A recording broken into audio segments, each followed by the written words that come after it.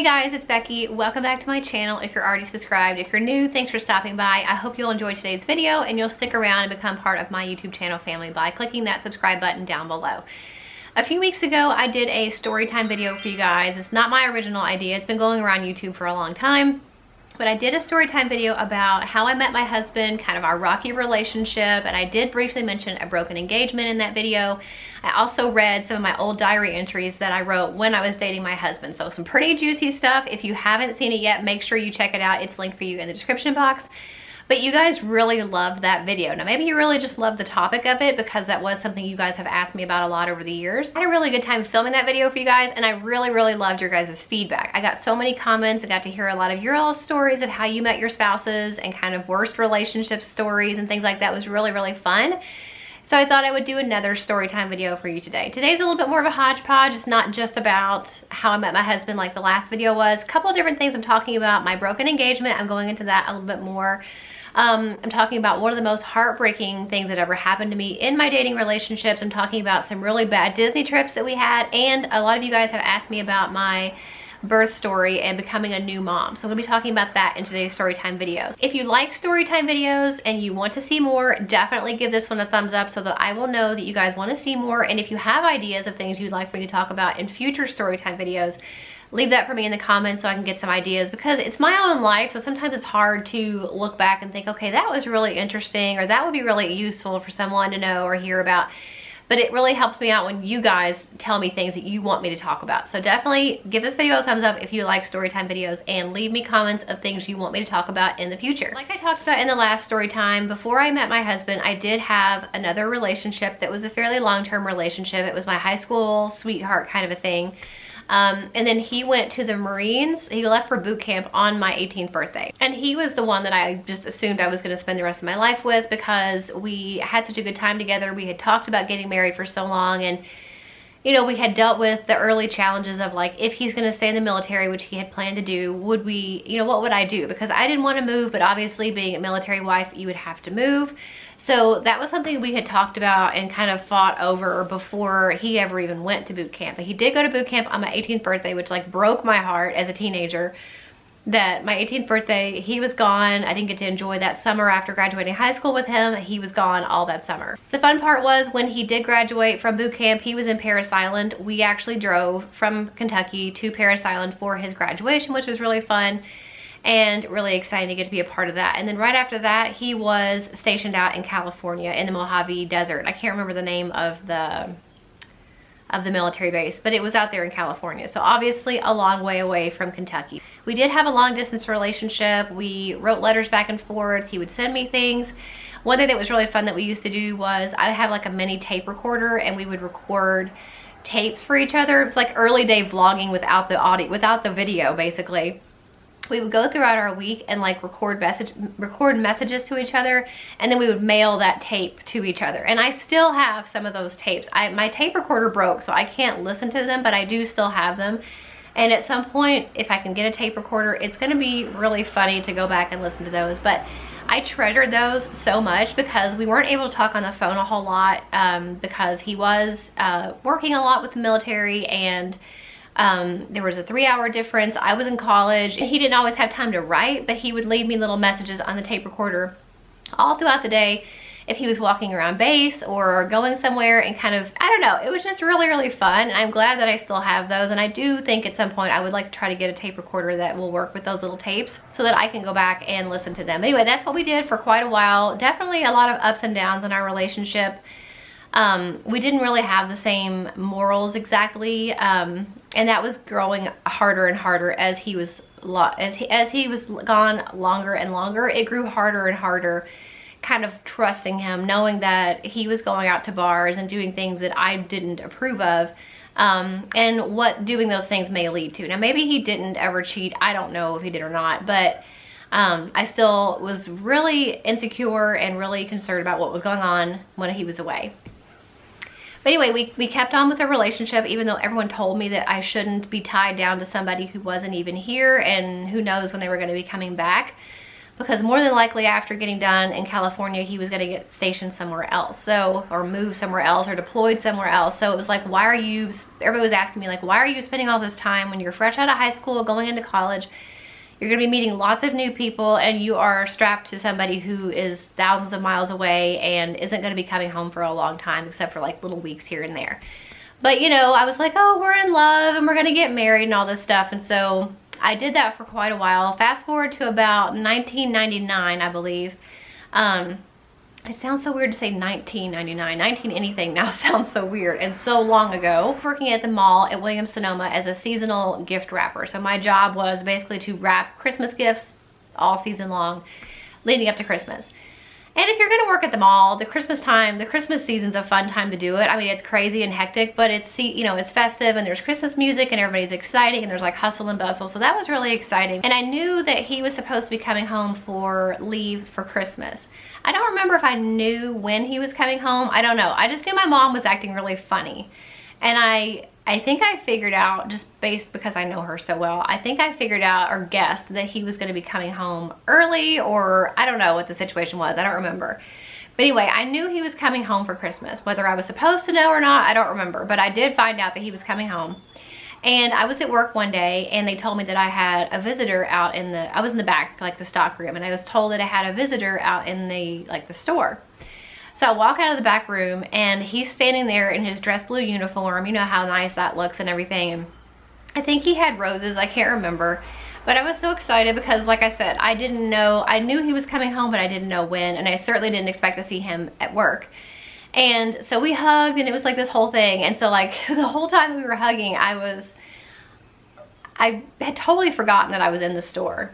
And so when we stopped hugging, he pulls out a ring and he got down on one knee and he asked me to marry him. And I remember looking at him and like, I remember flashes of light coming at me from the side. And I remember thinking, why do the customers have cameras? And then after the whole thing, and I said, yes, I would marry him, and we hugged and all that stuff. I looked over and realized that it was my parents and his mom and his two brothers had come to see him propose to me, and they were taking pictures. So we got engaged that day right in the middle of the mall, in the middle of Williams-Sonoma. So that was really exciting. Yes, I was very young. I was 19. That is very, very young. And because I got engaged, my boss let me leave work early and we went out on a date. I have no clue where we went or what we did after that. And I remember he had the ring in a rose, like a rose jewelry box. So it was like a rose stem, and you opened it up and the ring was inside. So I don't know if I still have that or not, but I had it for a very long time. So basically that was really exciting to get engaged at Christmas time to a Marine. You know, it was such a romantic way to get proposed to and all that stuff. But unfortunately it did not last. After he went back to California, everything just kind of fell apart. He kept on doing things that I didn't think he should be doing, and we just could not agree on the fact that I didn't want to move her all over the country, and that was what was going to have to be done. I don't really remember how we broke it off. You think I would remember that, but I really don't remember. I just remember that it ended, and I kept the ring. He told me to keep the ring, and I ended up selling it about 12 years ago. I sold it on eBay, so some guy like bought his fiance to be a used engagement ring, but hopefully it worked out better for them than it did for me. But that's kind of like the backstory on that. So if you watched that original story time where I was talking about having this on again, off again romance with like my high school sweetheart, that was this guy. So we were not engaged very long, but it was really hard. I mean, especially being 19 years old, you think you're getting married. I already bought monogram stuff, which you should never do. Never get a tattoo and never buy monogram stuff. But I did, and so I ended up, you know, having stuff that I couldn't use. I guess I sold it. I don't know where it is, but that's kind of that story in a nutshell. Speaking of this same guy, this is like one of the worst things that's ever happened to me as far as a relationship goes. My rocky relationship with my husband now, we had a lot of really hard times, but one of the worst, like meanest things that I know of that I remember ever happening to me in my dating life was this same guy, my ex-fiance. He had been in Japan. I don't know if it was his first or second deployment, but he'd been in Japan in Okinawa for 6 months. Had not seen him for 6 months. And, you know, being here at home and being faithful and trying to keep up a long distance relationship was really, really hard. And you know, it wasn't easy for me, and I was so excited that he was going to be coming home. I don't know if it was for his birthday or Valentine's Day, because I had a gift for him. I don't know what it was for. But I had a gift all wrapped up, like I was ready for him to come home. I was so excited, and I knew what day he was supposed to be coming home. Counting down the days, I would make like a rope chain with a link for every day until he came home. Like, it was the biggest deal waiting for him to come back, because we hadn't seen each other in so long. And all this time, he's calling me, telling me how much he misses me, how much he loves me. He can't wait to come home and see me and all this stuff. And so I'm waiting for him to come home. It was really close to the time that he was supposed to come back. And my parents and I had gone to the mall for something. I don't know what it was. We were driving through the parking lot, and I remember seeing this guy walking with this other guy, and I thought, that looks just like Nick. And we kept on like driving past, and as we drove past, I turned around and looked, and it was him with his best friend from high school. And you cannot imagine how much that crushed me to know that he had come home early and not told me that he was home. So I was like broken. That like just hurt me so bad that he would do that, because, you know, I had no clue that he would do that. I mean, he just talked about how much he missed me and loved me and wanted to be with me and blah blah blah, and I was completely blindsided. If you would have told me that he would have done that, I would have never believed you. But he did. I saw it with my own eyes, and it was really hard to deal with that. And so what I decided to do was wait and see how long he would stay home and be home before he would call me and tell me that he was back. Because remember, I knew he was coming back, but this was way like a week or two before the date that he told me he was coming home. I had decided to wait and see how long he would be home before he would tell me that he was home. And that was one of the hardest things I've ever done, because I'm the type of person, if you do something or something's wrong, I want to be like, why'd you do that? I want you to know why. I want to know why you dumped me, or I want to know why you did this. Like, so it was really hard for me to wait. So I think about a week went by, and I was in college one day in one of my classes, and when I walked, my parents used to drive me at that time to school. I don't know if I didn't have my car yet or what it was, but anyway, they drove me. And so when I walked out of class that day for the day, I saw him standing out front in his car, and my mom was there in her car. So of course you got to remember that he didn't know that I knew he was home. So he's standing there looking all like, oh, surprise, I'm here, you know. And I was like, how long have you been back? And I think he said something like, oh, this morning or late last night or something, like complete lie. And my mom went ahead and left. The only reason she had come was because he had called her before I got out of class and said, hey, I'm back home and I want to pick Becky up from school. And of course she knew that he was home early too, and that he was just like lying. And she was, I guess, afraid that if she said, go ahead and pick her up, maybe he wouldn't show up and I'd be stuck at school. So she had come to make sure that he actually showed up, so that I could decide if I wanted to go home with her or if I wanted to go home with him. And so she went ahead and went back home. I could not tell you where we went or what we did, but I asked him a few more questions, like waiting for him to tell me, like admit to me that he had been home for over a week, and he never did until I finally said something about it. And I said, I saw you. And he's like, what do you mean? And I was like, I saw you at the mall a week ago.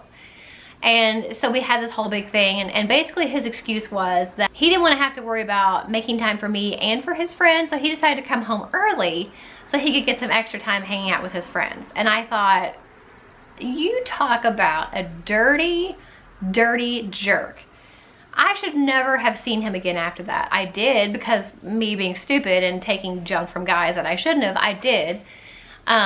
We were never the same after that. Obviously our engagement had already broken off, and you know, whatever. But so it wasn't like the first bad thing that had ever happened to our relationship, but it still really hurt, because he was my first like true love, and he had never done stuff like that before he left. When he was here at home, he was attentive, he was a good boyfriend and everything. So that was really hard. But that was just kind of the sign of the way things were going with him, like this new personality he was developing that was definitely in the wrong direction. So that, I just think, was pretty low down. You have to be pretty low to do that to somebody after being gone for 6 months and letting them be loyal to you while you're gone, and then you come back home early and don't tell them. Like, that is pretty bottom of the barrel, the way you can treat somebody. So anyway, that was just kind of an interesting story I thought of this morning. I thought I would share with you guys. So anyway, a lot of you guys asked me about kind of my early married life and So if you want to go back and watch that original story time, it basically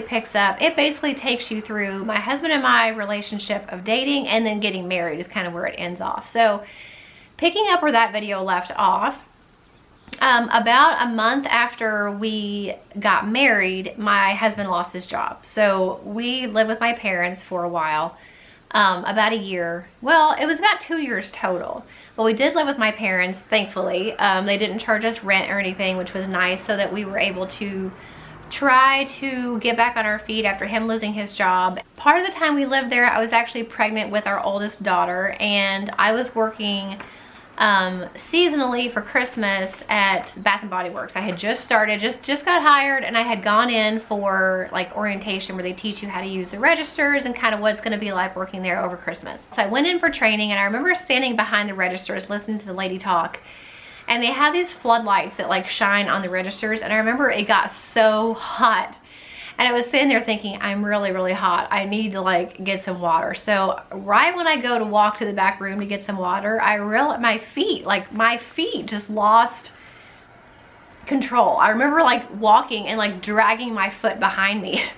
And as I walk in the stock room from the main like sales floor, I just passed out and wham, fell down, hit my stomach on a shelf that was back there, like this little cart they had back there, and passed out. I've never passed out in my life. And on the first day of a new job, it was super embarrassing to come to your senses laying on your back on the middle of the stockroom floor at Bath & Body Works. And it was just so embarrassing. They ended up having to take me out of the mall in a stretcher. And so Bath & Body Works was like an inner store in the mall. So here I am on a stretcher being wheeled through the mall, through the food court, like it was really, really awkward. But I ended up switching jobs because even though I was only seasonal, I ended up going to Ebates because they had another pregnant lady that worked there, and they would let us sit down while we were working, so we didn't have to stand up all the time. So that was nice. And I worked there through the end of Christmas, and then right after that, that was December 2003. My oldest daughter was born February 2004. And I haven't worked really since then. I mean, I work for YouTube now, but I mean, as far as like having a job out somewhere, I haven't really worked since then. So anyway, we lived with my parents when my oldest daughter was born. They tried to induce her because even though I knew pretty much when she was conceived, they told me, nope, this is your due date. It's not gonna change. This is when she's supposed to be born. I was like, okay, whatever. They decided that she was late. So they said, if you don't go into labor on your own by a certain day, then we're gonna induce you the next day. So that day before, we were like eating pizza and walking around, like trying to do all these things to induce her and get her to come on her own. But she didn't, so I went in for her to be induced that next day. And every time, as soon as they gave me the Pitocin to try to speed up labor, her heart rate would drop. And they would like come rushing in, like monitoring, like, well, we lost her heartbeat again. Turn on this side, turn on this side. So that happened quite a few times, and we had the monitor turned down because I didn't want to be able to hear when the contractions were happening, and I couldn't feel them because I had an epidural. So I didn't know that they were thinking all this stuff was happening. So every like little while they'd come rushing in, and I'm like, what's the matter? What's going on? They kept saying, well, we keep losing her heart rate. If it happens one more time, they said, we're gonna do an emergency C-section. So I'm like, okay. So I think they had me lay on my left side, and I was waiting there, like laying there in labor. And they came rushing in again and said they had lost her heart rate again, and they were gonna go ahead and do a C-section. So basically it was rushed to surgery, and they did the C-section, and everything turned out okay.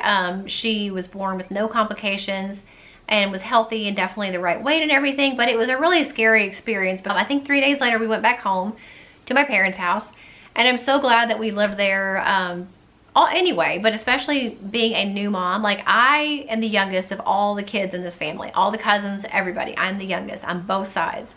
So I've always been the baby. I've never had to babysit anybody. I've never had to change diapers. Like, I literally had never changed a diaper, had never babysat, never even probably held a baby until I had my own. So I knew nothing about what I was doing, nothing. And my husband wasn't much better. He had a little bit more experience with his nephews, but still, I mean, we were very young parents, and we really did not know what we were doing. I was really glad that we had my parents' house to go home to, because I knew they would help us with whatever we needed. So we'd been home about a week when I started having like profuse bleeding, and I called the doctor and she was like, well, that's normal. And I'm like, are you sure? Because it's been a week and this is a lot more bleeding than I even had after I had gone home from the C-section. Ended up, I don't know why we decided, we ended up going to the back to the hospital. I don't know if we went to the ER or whatever it was, and found out that I had a uterine infection, and so then I had to be re-hospitalized. So here I am in the hospital. I had been trying to breastfeed. It was not going well anyway, and once I got back in the hospital, they were giving me all kinds of crazy strong medication to cure the infection, and I'm like, I'm not gonna give this to my baby because it's full of antibiotics. So I was trying to still keep up my milk supply, which was very, very, very like ridiculously minimal anyway, but I was pumping it and then dumping it down the sink because I was like, I just want to keep it, like try to get it to increase. That way when I get back out of the hospital, I can go back home and try to pick up with breastfeeding. Well, that didn't work. By the time I got out of the hospital, she was already used to the bottle. I still didn't have hardly any milk at all, and it just didn't work out. So unfortunately, wasn't able to do that with her because of the supply and also because of the infection. So anyway, about a month after she was born, my husband lost his job again.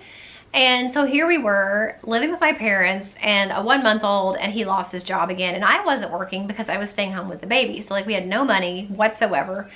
And so that was really rough. So it took us until about 2005, 2006.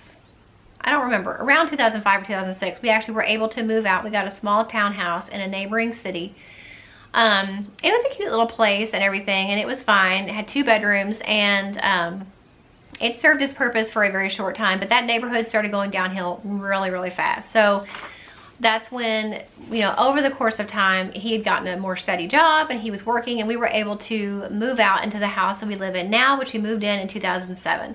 It's a brand new house, and I remember when we first like looked at this house and started trying to buy it and going through the process and everything, I used to drive by like every day and look at it and be like, that's my house, that's my house. And before we moved in, I remember telling my husband, I was like, can you believe we get to live here? Because it was so much nicer, it was in a beautiful area, and so much bigger than what we had. It definitely felt a lot safer. It was a much nicer community, and it's really close to where I grew up, and so I feel comfortable here. That's pretty much the backstory of our first year or 2 of married life and having a baby. And being a new mom was definitely overwhelming, especially with my first. I feel like I lost my temper with her so much more as a toddler than I ever did with my second child, just because I did not know what I was doing. I was completely overwhelmed. Whenever she wouldn't do what I wanted her to do or expected her to do, I would like freak out because I didn't know what to do to make her do what I wanted her to do. Now I realize and have learned to be a lot more laid back. I mean, I'm still strict and everything, but I'm a lot more laid back about things than I used to be. Okay, I also said I was gonna tell you guys about our worst Disney trips. There's actually a couple, and you know that I love Disney. We've gone every year just about since I was a kid, and then the girls have gone every year starting when they were 2. A couple years we've gone twice. So we've got lots of experience of going to Disney as me being the child, and then also being the parent and having children at all different ages. We've definitely been a lot of times.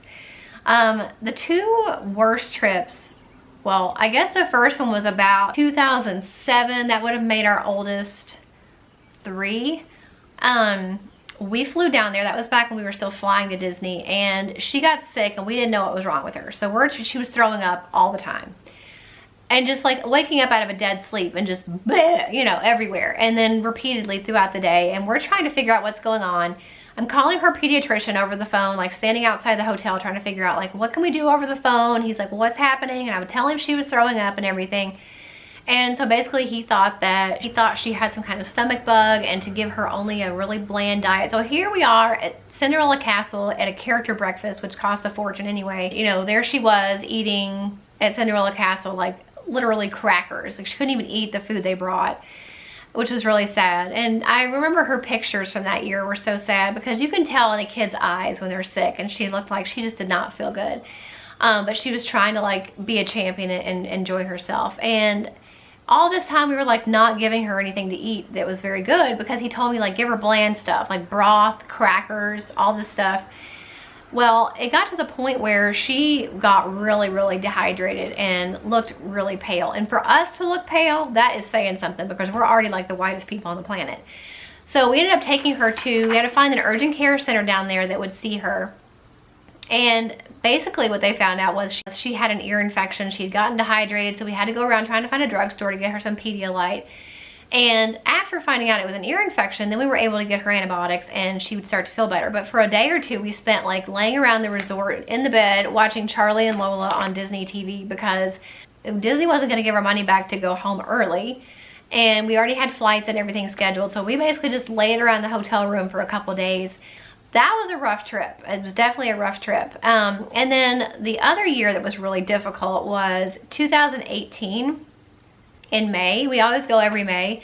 I've gone every May for like years and years and years. Well, for whatever reason, May of 2018, it rained every single day. Not just the typical Florida like afternoon shower and you're fine, you can go out and do whatever. No, it rained all day, every day, but I think one. And that was like the day before we left. And you know, in the beginning, you try to think, you know, it's just rain. It's just water. It's fine. I can go around and have a good time. I'm going to make this work. I'm going to put my poncho on. I'm going to deal with it. But you know, after a while, it gets really old. Slobbing around in the rain, getting on and off rides. They wouldn't let you wear your poncho in line. So every time we'd go in and out, we'd have to take our ponchos off.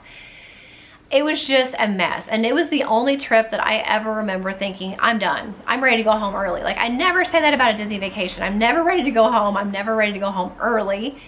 And I was like, let's just go. I want to go home. We didn't. We ended up staying the whole time, but it was a rough trip. And it's amazing how much something just like water can make you really just miserable. And then you'd go inside restaurants, you were soaked, you'd go inside to eat, you would freeze to death. You go back out and it was hot and sticky, but it was raining and my hair would get frizzier and frizzier and frizzier as time went on. And it was just a rough trip. So hopefully that never happens again. I know people say that that is their rainy season, and I realize it's getting close to their rainy season, but I mean, we've gone every year in May before, and I highly doubt we've had that much luck every single year that it didn't rain.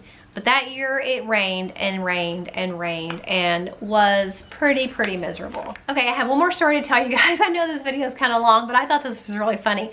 I've told you all in previous videos that I'm really bossy and I'm a kind of a control freak and I'm really nosy.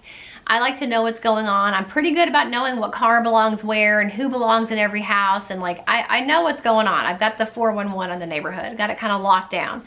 If there was ever a neighborhood watch like in my area, I'd totally be the best one because I'm so always in everyone else's Kool-Aid, always knowing what's going on. So right after we moved in, our neighborhood was pretty much a new neighborhood when we moved in. We were one of the few houses on this street. They were building the house across the street and kind of at a corner, like at an angle.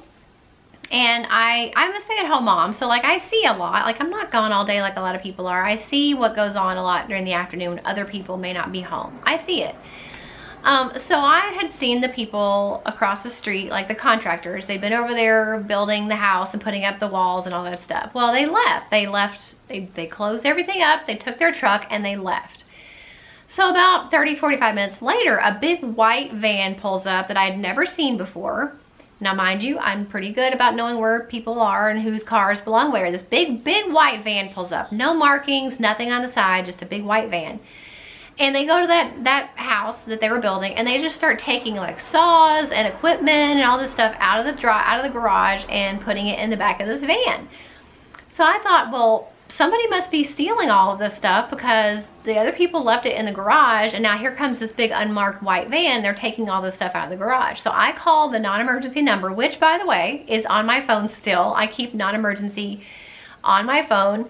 That way I can call if I do want to say like something looks suspicious or, you know, something like that. I can call and not have to call 911, but it still gets to where the appropriate people need to know. I called the non-emergency number and I said, hey, I don't know what's going on. This may be okay, but some people just came and took a bunch of equipment from the unfinished house across the street. And I thought you guys would like to know. Well, they said, okay, well, we'll look into it. So the next day or two, I don't know how many days go by. And all of a sudden I see that same white van drive up the street and park in front of that house. But this time, instead of being unmarked, it has two huge black spray painted eyeballs on the side of the van. And it said under surveillance on the side because evidently whoever I called, the non-emergency number, had like gone down the appropriate way and found out who it was. And then they told them that someone had called about them taking equipment. So that was their little slap in the face of, they knew someone was watching and basically was like the neighborhood narc because I was calling and telling on them. I guess it was one of their own trucks that I'd never seen before. And they were taking the equipment for a different job or something. I really don't know why they were taking the equipment, but I guess it was a legitimate person that worked with the people that were building the house. And I thought that was kind of funny. And my family still thinks that story is funny to this day because they know I'm really nosy. I was just trying to be cautious and make sure that they weren't like taking something they weren't supposed to be taking. So anyway, that is my little funny kind of nosy person story. So that's all I'm going to be sharing with you today. I know this video is already pretty long. It's definitely longer than the last one I did, but I am talking about a few more topics than I did in the last one. So make sure if you haven't seen my previous story time video of how I met my husband and kind of our dating life and a little tiny clip of our wedding day, make sure you check out that video. I'll have it linked for you in the description box. Don't forget, if you like this video and you want to see more, make sure you give it a thumbs up. And if you have suggestions of story time videos that you want to see me make, definitely leave that for me in the comments and share with me any stories that you want to in the comments as well. And anything that's happened in your life that you think is a funny story, something embarrassing, or maybe your worst trip to Disney or your worst vacation anywhere, anything you want to share with me, definitely leave it in the comments. I'd be happy to read it and kind of share funny stories. So definitely leave that for me. I hope you enjoyed this video. If you did, don't forget to subscribe if you're not already, and I'll see you guys in the next one. Bye.